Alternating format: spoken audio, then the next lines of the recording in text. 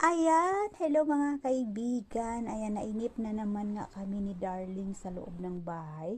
Kaya naisipan na naman naming maglakad-lakad at umakyat sa bundok. Ganito talaga kami mga kaibigan. Pag naisipan naming umakyat dito sa bundok kasi pumupunta kami ng lake mga kaibigan.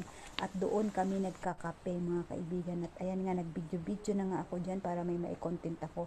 At naawa naman sa akin si Darling, no? Kaya siya na lang yung nag-video sa akin. Ayan. Kasi Thank you. pabalik-balik ako mga kaibigan. At habang naglalakad nga kami dito mga kaibigan, naisip ko yung pelikulang Wrong Turn. Kasi naman guys, merong ano dito, merong abandonadong sasakyan. Ay, nakita nyo, parang sa wrong turn talaga. Tapos, yung daan dito guys, meron siyang two-way. Tapos yung parang pag, ano ka, nagkamali ka ng turn. Ayun, wrong turn na. Tapos dito nga mga kaibigan, makikita niyo yung mga tanim nila. Puro trigo sila dyan, guys. Malapit na mag-ani.